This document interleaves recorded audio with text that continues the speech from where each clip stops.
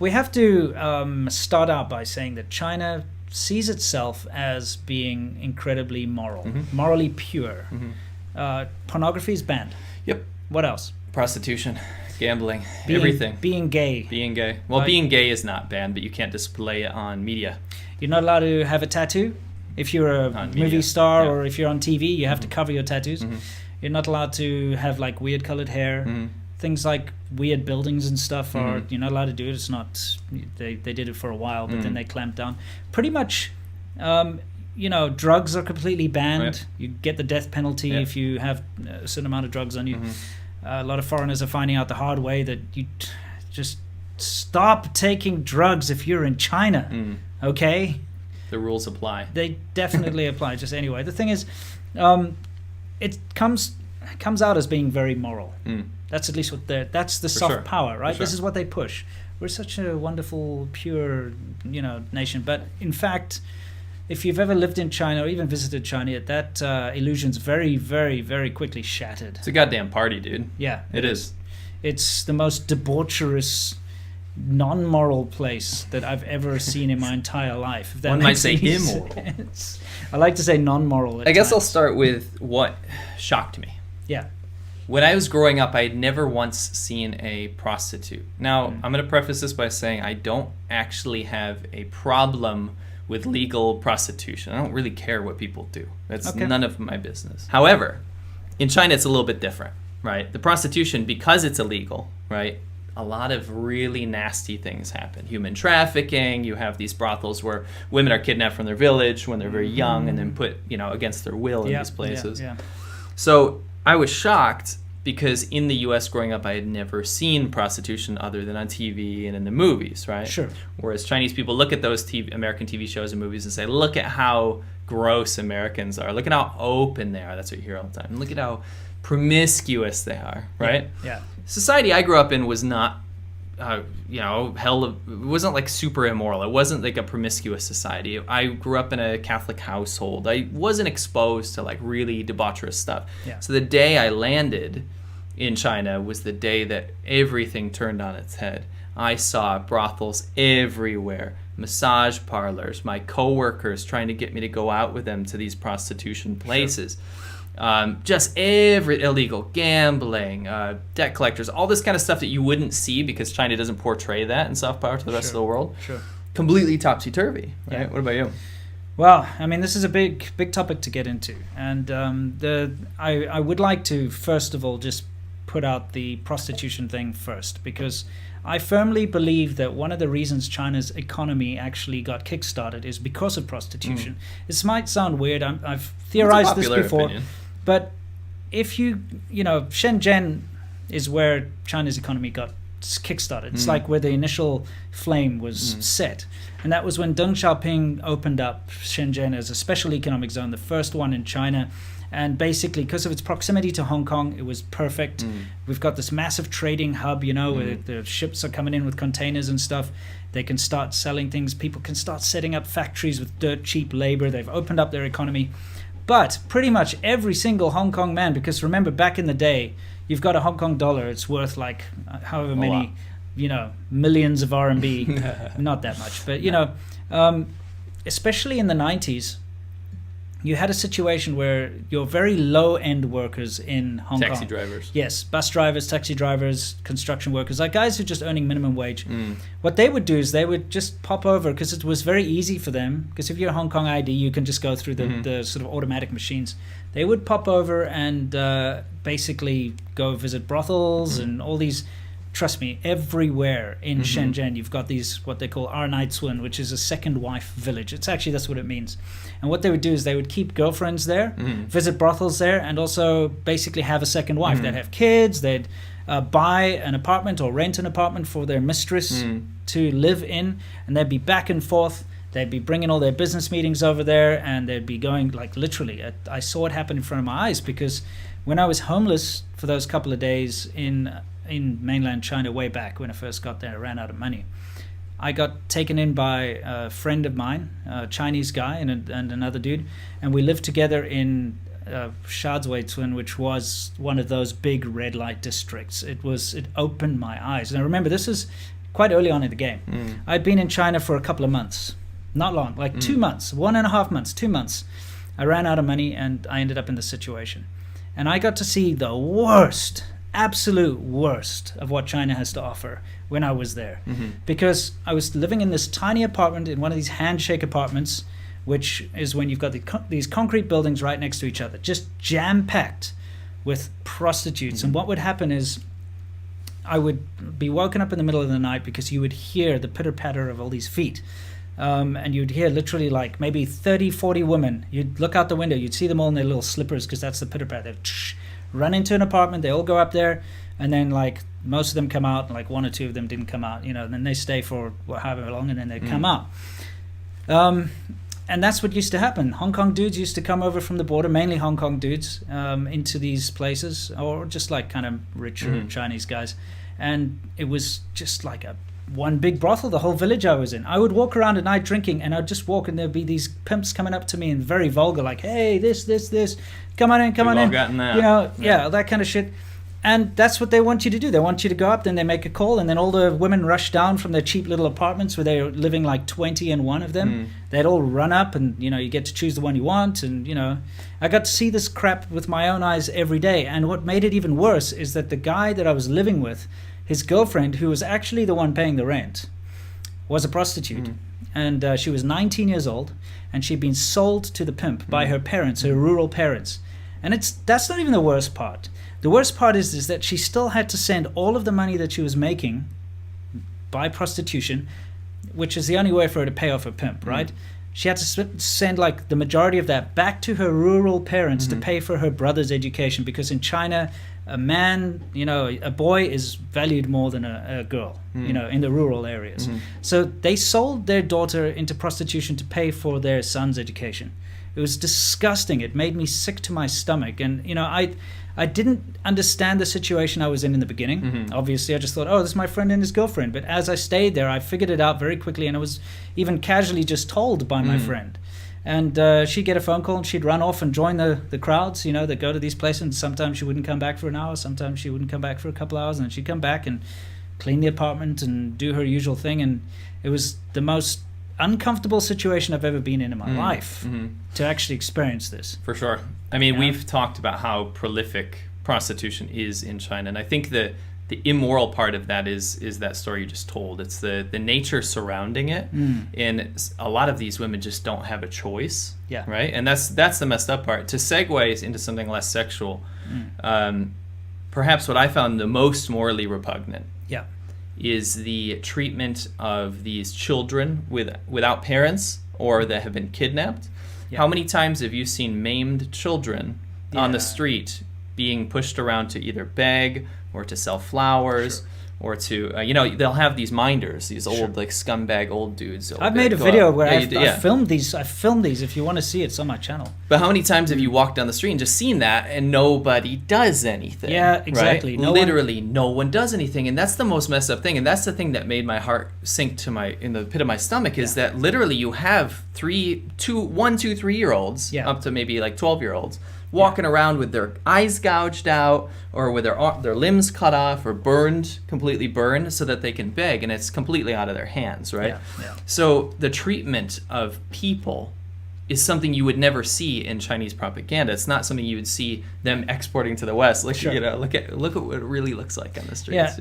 I mean, the thing is that this goes all the way to the top. It does. And my first exposure to this was probably, I don't know, a year or two later, where I actually got, taken around the country as part of this white monkey job. That they told me I'm an architect, Well, they told other people I was an architect. They didn't tell me. I'm impressed. Yeah, they were like, hey, listen, we need you to come to some business meetings, because for us to have a foreigner around, it gives us some more credibility. And it's the whole white person. Yeah, and I was like, I don't know about this, but I was new in China, gave me an opportunity to travel. It's the first time I got to go to Shanghai. I went to Inner Mongolia. It was all in one trip. I did a whole bunch of stuff, right? And they took me to Qidong, I think it was, or something like. Was it Qidong? I can't remember. What's that famous place of the ghost town called again? Ordos. Yeah, I went to Ordos. I think it was either in Ordos or Qidong, or one of those places. We got to meet up with the government officials, right?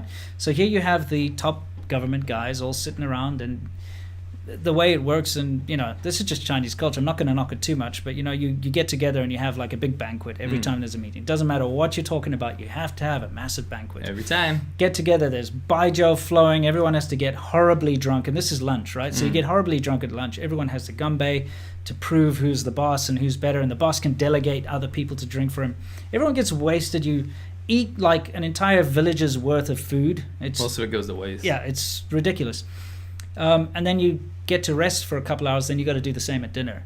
But what really shocked me is that the entire government people, all these people, and I think what happened was the construction company had organized this, is everybody went to the KTV afterwards, which is karaoke. And they just lined all these girls up, and they're like, everyone chose one or two girls, and the girls kind of sit and drink with them and stuff. But then you see the government officials, they choose the ones they want and they just walk off back home. And also the construction company guys, everybody, they offered me as well. They're like, choose your temporary girlfriend and take her home. I'm like, sorry, man, I'm in a relationship at the moment. I don't do that kind of thing. It just They're like, happened, it's fine. You could do it, I'm like, no, it's totally okay. I'm not feeling well, I just talk my way out of it. But the thing is, here you've got government officials. Every time. I've had like probably between the both of us maybe 10 or 20 of these meetings. Oh, by the way, I actually filmed... back in the day, I filmed the girls coming in and stuff, and a bunch of those government officials, and somewhere on my hard drives I've got that footage. But I just, especially back then, I'm like, I can't air China's dirty laundry, and so I kind of put it away and forgot about it. But I've still got that hidden away somewhere. So yeah, by that logic, these like secret girlfriends, I've had probably 10 now because I've been to these KTV things, like you said, with government officials, and it happens every time. Yeah. Right. So you have to accept one to just hang out with, like to drink with, and you just sing. Yeah. But when they start taking them home is when it gets awkward, because then you're the only one not doing it. So then they think that you're out of place. You're making them look better. They're not being hospitable enough, and it gets super peer pressury. So I'd always just sit around there, excuse myself to the bathroom, And then the girl's also kind of confused because she's been bought and paid for, right? And then you're like, yeah, I'm not into this. And they're like, what? I don't understand. Obviously, like recently, they've been cracking down on this. The thing is, this is the whole thing behind Xi Jinping's thing. Is like he's doing these tiger hunts. It's like anti-corruption, but that hasn't changed anything. I don't believe it for a second. Yeah, me neither. They make token arrests and stuff. It doesn't matter. I mean, it still goes on all the time. They cracked down on Dongguan, which just moves somewhere else. As maybe people don't know, but Dongguan was like the capital of prostitution for the world, which is it's about an hour or so outside of Shenzhen if you drive an hour and a half, 2 hours. And people would come there from all over the world, basically, and because it's where all the factories are. It's, if you have a toy that says "Made in China," it's probably made in Dongguan. Yeah, like shoes and things like that, they're all made there. And I can promise you that if you know any foreigners that actually move to Dongguan and live in Dongguan, you know that they're scum. They're probably not very good people to unless choose that they're the city. outlier. I mean, look, I'm not going to say all of them, right, but especially back in the day, if you've got someone who's been there for 10, 15 years. It's almost like a swear word. It's like, where do you live? Dongguan. And then it's everyone goes, okay, yeah. There's only one reason you'd want to move there, unless, of course, you're part of a factory or something. Sure. Anyway, the thing is, that got cracked down, and they shut down all the brothels and stuff because it was getting too much attention, and they made a massive thing out of it. But then it crept back. I know people who live in Dongguan now. It's still all there. It's just a little underground. Dude, any crackdown that happens in China, don't take it seriously whatsoever. They'll go crazy. They'll put it on the news, and then everything will go straight back. You know why? Why? Because all those people in the government are involved. Yeah, it's true. They want their Dongguan back. It's not separate. Back. Yeah. Come on. Yeah. So we're going to pause this a couple of times, but what I want you guys to see in the background here is something that happened to us not that long ago. Nope. Can you explain what those are? Those are prostitute cards, and there's a phone number on there, and there are descriptions of the women that they can offer you. Most of these are ones that you call, and they will come to your hotel room or your house. Oh, there's Stefan. That's not a prostitute. He's not a prostitute. He was with us on this trip. That's why he's there. Yeah. And what happened was we went to a... what's the name of that place again? Heyuan, yeah. We went to Heyuan. There's some beautiful roads to ride around. And we went into this hotel.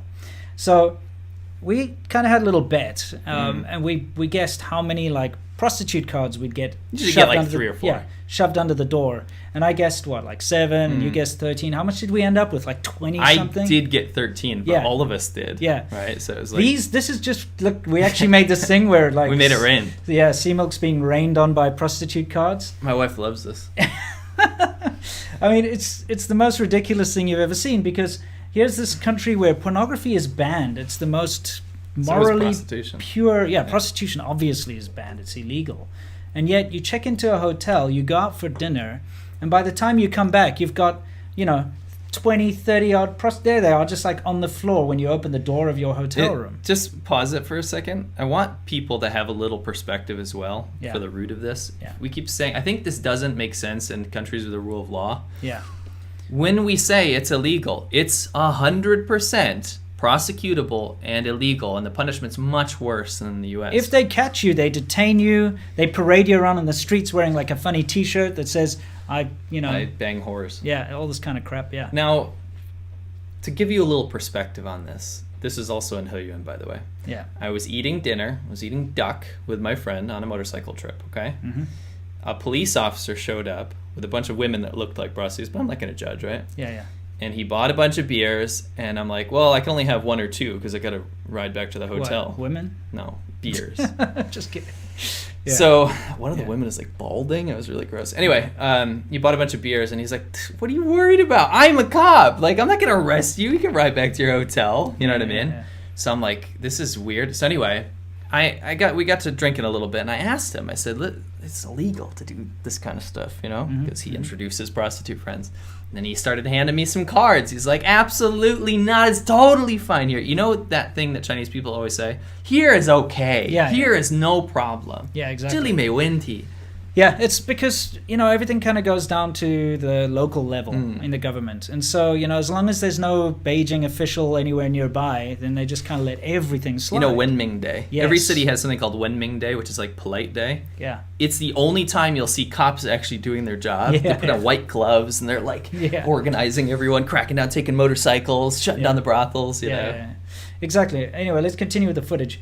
So we went back to the hotel. This happens every time, by the way. This is not an isolated The worst is when incident. they knock on the door when you're sleeping. Or they phone you. They just call you, and they just plain out ask you, do you want us to send a woman to your room? Right. Because it's weird if you don't. You're a single man in a hotel? Yeah, okay, can pause there.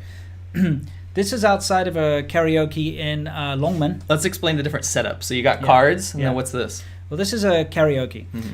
We shot this together. Yeah, exactly. I remember I had to really sneak. There's thugs. Yeah, there's thugs and stuff. So I had to get my little handy cam out. And I was on lookout. Remember, I was riding around. So I'm shitting myself taking this footage, and the thugs are starting to come out, and I'm like, I'm getting out of here. We were staying next door. Yeah. It wasn't a very bright idea. It was stupid. Anyway, these karaoke bars, they have the women lined up, and this wasn't that long ago. That's probably about a year ago we took this footage, right? Yeah. And they basically have the women lined up, so it's advertising, and then you go in there and you choose the women that you want to. Ask them how old they are, how tall are you, that kind of stuff. And then they go and sing karaoke with you for a while, but it's actually just a brothel. You end up taking them home. Or to be honest, this setup that we're looking at right now, it's more common that these are just going to go straight to your hotel room. Yeah, that's true. If they're lined up at the door, right? Usually in the karaoke situation, you'll go in your room and then you'll be presented. Yeah, that's true. But the little flower boy will come in. A lot of these places are just to straight up, just attract you into the karaoke and see you can choose out of these women to go in. Anyway, let's continue on. This is on the street, by the way. It's not hidden. This is next to the government building. This was on the main street. Yeah, the tax bureau is right next to it. Now, here's in Beijing. I shot this when I was doing Stay Awesome China. I was up in Beijing. And, again, this is a country where, prostitution and pornography and stripping, everything is illegal. This is in Beijing. In a main road. While I was filming this footage... which I must have looked like a real creep, by the way. It doesn't matter. Got the shot. Pause it there. Pause it on that. We'll get to that in a minute. But while I was filming that stripper footage, it's in Sunli Twin, which is a very, that's where they stab foreigners and stuff, that area. While I was filming it, a dude walked up to me and he's like, in very good English, he's like, hey man, you want girls? What kind of girls do you want? Send them to your hotel room. I'm like, nah, dude, I'm fine. I'm married and stuff. He's like, doesn't matter, man. You're in Beijing. I'm a pussy manager. That's what I do. It's like really vulgar, disgusting stuff. But this is China, the real China. This is what you see when you're there.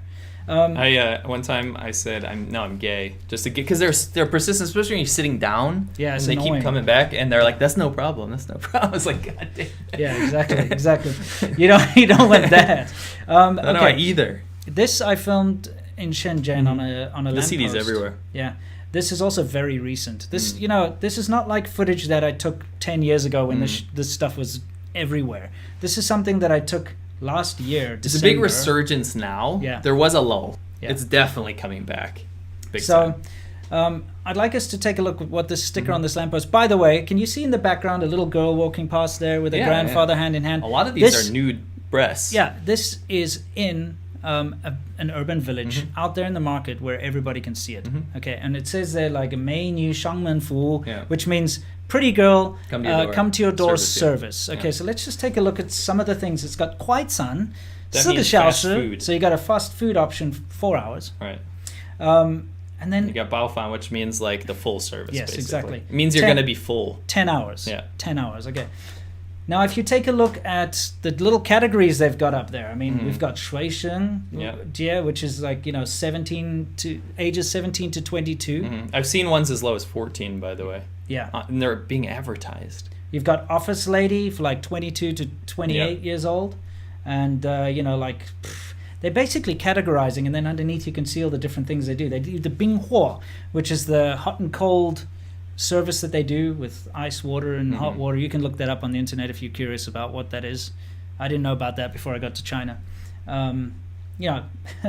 They've got... I don't want to sound like experts, but it's so prolific that everyone talks about it. I mean, look, the thing is, you can...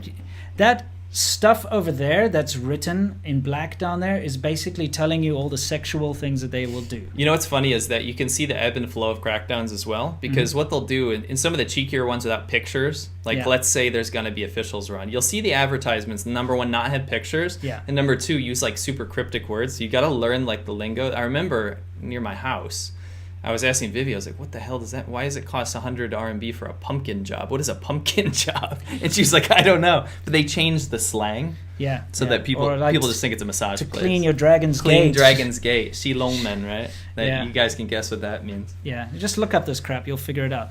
But someone cracked down cost extra.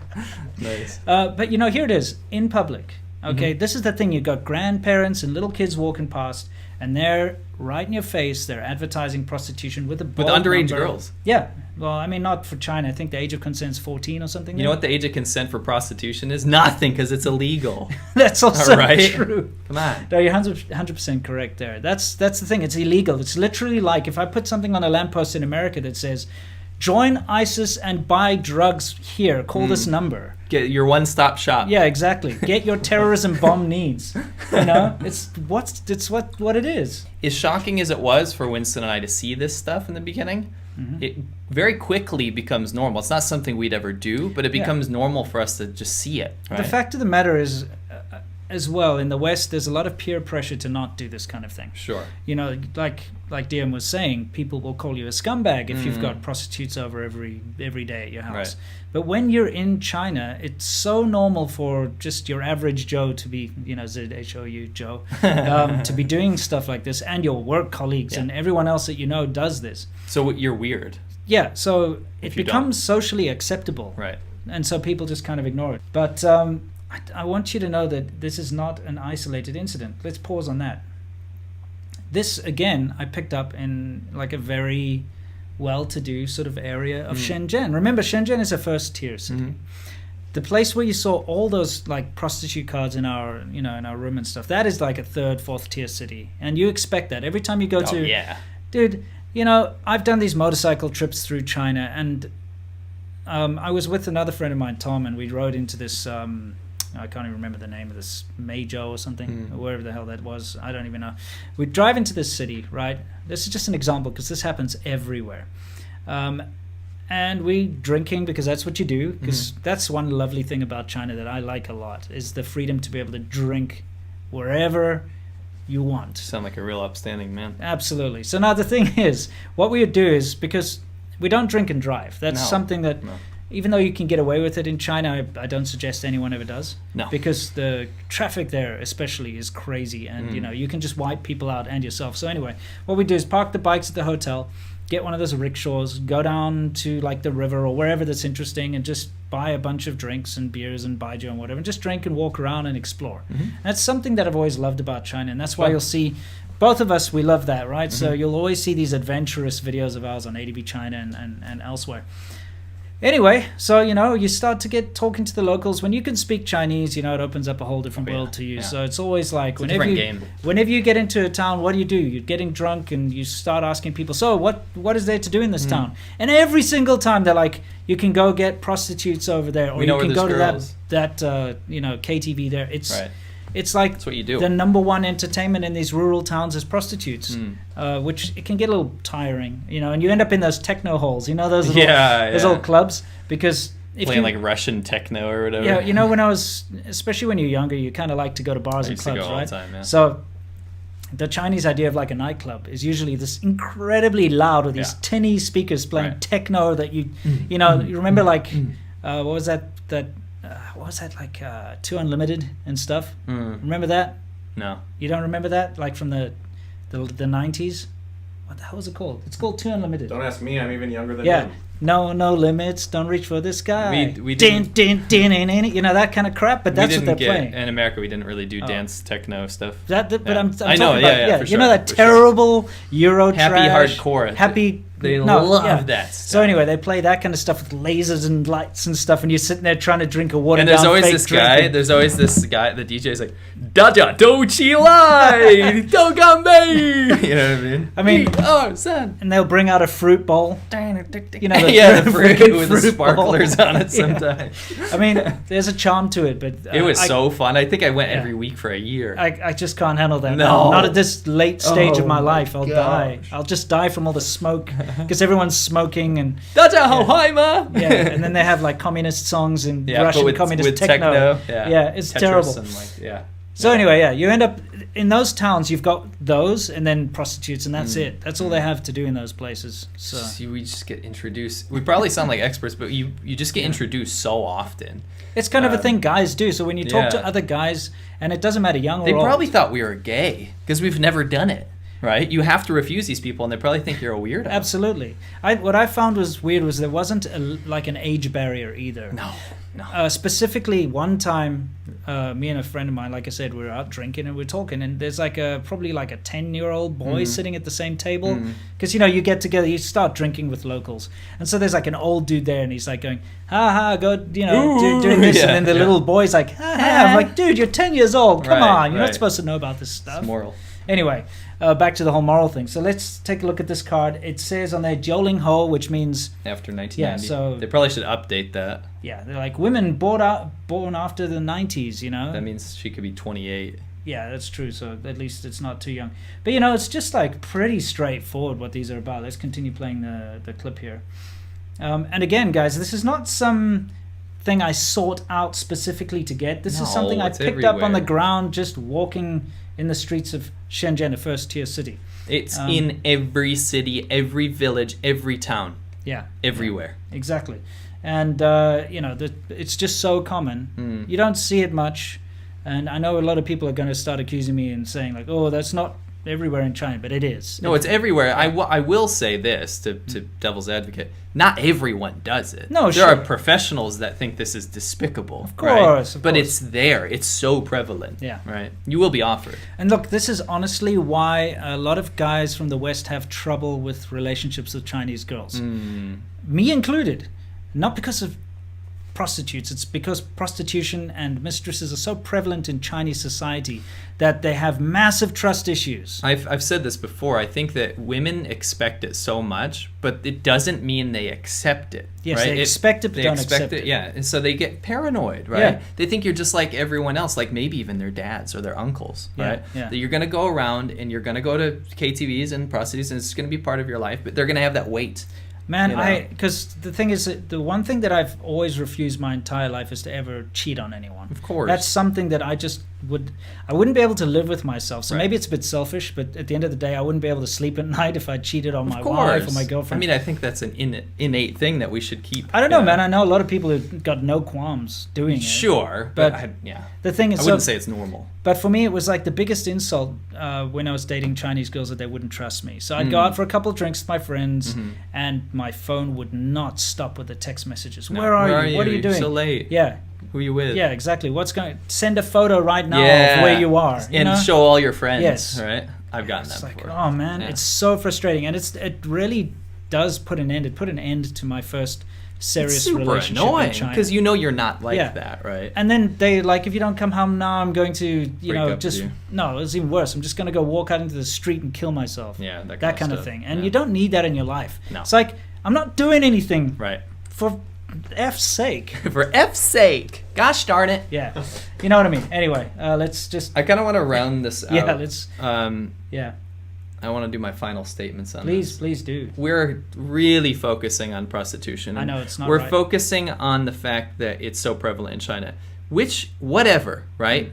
Doesn't matter where your spectrum is on. It doesn't matter your opinion on that, Yeah. right? What matters is that the way that it's portrayed to the rest of the world is that China is better than Western civilization, Western society, because we are moral and we don't have all of these Hollywood, disgusting, debaucherous practices in our life. Yes. And number two, my final statement is that the biggest victims of all of this are, I don't know, with a percentage, let's say 20, 30, 40% of these women that did not choose this life and were taken away from their families at a very young age, just like your friend, Yeah. your friend's girlfriend. Yeah. And had no say Not a in very this good matter. friend to have right. a girlfriend like but that. that's where a lot of this kidnapping comes from. And it's a lot of these little girls from the villages that won't be missed. They won't be Dude, missed. I did that whole video about kidnapping, Yeah. and it makes me mad. It's makes the me worst feature mad. of Chinese culture. And I shouldn't say culture. I'm gonna put this out here quickly.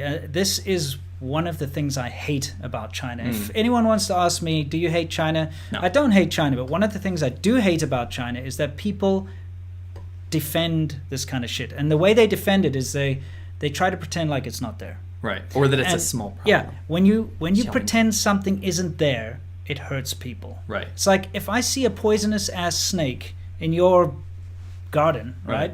And your kid's playing around in the Right. garden, and I don't tell you about it.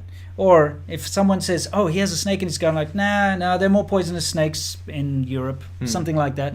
What does that help? Your kids are running around in the freaking garden; they're going to get Right. bit, right? They're Right. going to die. Right. So all these people that are always trying to say, "It's not a big deal; it doesn't exist," you know what? You Westerners are worse. Right. You end up hurting the people that are involved in all of this because it doesn't seem like a serious problem. It's then. the apathy that I You know? hate. It's Yeah. the apathy. It's like, oh, it's just normal. Yeah. Kidnapping, oh yeah, well, so what? It's worse in America. Like when I first saw my first burn victim kid Yeah. on the street begging, I literally wanted to cry because it's horrifying to see a child like that. And then you ask whoever you're with, your girlfriend, your Chinese friend, and they're like, don't look at him. Just don't look at him. Here's a little test. If you ever want to know if a Chinese person loves China, criticize something in China, and if they start whataboutism and saying, oh yeah, well, gun violence and school shootings in America, then you know they don't love China, and they're actually fucking ashamed of China Yeah. so much that they cannot talk Right. about the real issues, Right. that they have to divert attention Right. to America or some other thing. They'll be like, oh yeah, well, this happened there. And that's because they're ashamed of their own country and the shortcomings. And that's where you can retort and say, you got to understand China. Yes. 'Cause they don't. Yes. They don't. Those people. So, I mean, the thing is, when you meet a Chinese person who will actually say to you, yes, these are problems in China, but That's you a good know, person. they're getting better and we're fixing them, we want to make it better. That's someone who actually loves China. The people that actually go out there and start those websites for lost children and Yes. try to help people, because there's millions of people that do that, Yeah. right? But Baba unfortunately, Huija. it's the frickin' minority. Yeah. You know? Yeah. Because you don't care about strangers there. Exactly. Yeah. Sorry, I had to get that out there. We did talk about mainly prostitution here, strangely, but remember, we have to touch on drugs as well. Sure. Drug taking, as you know, is China's Achilles heel. If you want to basically take over China, drop a bunch of opium in there. We've seen it happen before. China blames all of its problems on the opium wars. Rightly so. It decimated the country. Sure. This addiction was terrible. One So- might say it's the same with fentanyl. And Oh, no, it is. It's them getting their revenge. Yeah. 100%. They're not going to stop supplying fentanyl to the they West. just seized like 200 tons or something in Mexico Yeah. from China. You know, China's loving it. They're laughing their asses If off. you take the fentanyl and you actually do the lethal dosages, the amount that they just seized could kill 10 billion people. So the Holy whole crap. world. Holy crap, that's Yeah. a lot. Yeah. No, the thing is, though, drug use is very common in China. It is. I don't know why people don't understand this. They push it as if it's a foreign disease, as if it's only foreigners are drug people, and you know that's when they catch these English teachers smoking weed or whatever, and they make examples out of them, and they detain them and they deport them, and Right. all that kind of stuff. They like look at these terrible foreigners trying to corrupt our moral society. Right. Meanwhile, walk around in a small village Everyone's on meth and ketamine. That's the thing is Chinese people don't smoke weed. No. But there's so much meth, heroin, and ketamine. Yeah. You go to Yunnan, it's heroin. There's whole villages that are addicted to heroin. Yeah. You go to these granny production places where these grandmothers are making meth in Guangdong, near where we lived. Yeah. Tons and tons of these clandestine places. Yeah, remember that whole village that got shut down? Yeah. The whole village was only making meth. And all the family members, the kids, the and they grandmothers. paid off all the local government and stuff. So it got so big they had to send in SWAT teams. Yeah, we've been offered drugs so many times, Yeah. either at KTVs, just on the street when we're eating dinner. It's not as big of a problem, percentage-wise, as someplace like America, but it exists. Yeah, but the fact that every single karaoke bar that you go into has to play like a 10-minute Huge advert anti-drug thing about like don't take drugs before you even start. If you're riding a motorcycle or driving in any village, Yeah. you'll see these huge billboards, and they'll have opium poppies and crystal meth and needles, With, like, and it'll be like skulls guns and and- skulls and like SWAT team killing yeah, exactly. people and stuff. Drugs are actually a huge problem Yeah, it's in huge, China, absolutely. which is overlooked by everybody. It's very regional. And also, it's overlooked by a lot of the foreigners that live there because they don't go into these rural No. areas. It's prevalent in the rural It areas is. where you kind of nothing have to do. you have a situation, especially like the village where we used to rent our bike shop. The people don't have to work. No. They literally they own this piece of land, so now they're getting Well, paid. they own their house. Yeah. So now they're in the easy seats, the pound seats, because the government's paying them for the land, right? Yeah, and they They're give gonna them monthly stipends. Yeah, and they're giving them a place to live and everything. So these guys sit around. They're bored as hell. Nothing to do. They So- do drugs. They literally wake up. You see them drinking baijiu at like 9 in the morning, which for those of you who don't know what baijiu is, it's like 58%, 112 proof, whatever it is, all over the alcohol. board. Yeah, and they just drinking this crap, playing mahjong, and then they take drugs because they're bloody bored. And they it's- get tired from all the baijiu. Yeah, exactly. So it's bigger than you think. So that's why the whole idea behind Soft Power Hour is to shed a little bit of light on what China's really It's like. not the pristine society, and that's why No. you can never, ever, ever believe the state figures that they give to the world statistic things about crime. Yes, yeah. It's much, much more than you think it is. Absolutely, especially when you see it with your own eyes. Yeah. So yes, it's not about shitting on China or Chinese people. This is shitting on the falseness. Yeah. Own up to it. Own up to it so you can fix the problems, right? No one's Everybody- going to say America doesn't have a drug problem. Of course. Come on. You have to face it. Homeless zombies all over Yes. California, Yeah. man. I suddenly got massively attacked, saying I'm lying about the Chinese electric vehicles. EV fanboys are just cut from a different cloth. Talk about a cult. This guy who pretends that he's a Chinese person who hates China. I pretend that I'm a Chinese person who hates China. That's very interesting because I've never pretended to be a Chinese person. Clearly, places where you put in your fuel pump. It's almost getting me like tinfoil hat level, conspiracy level, that this is all planned or something. 这叫鼠鸭，这个特别好吃，好吃，还好吃。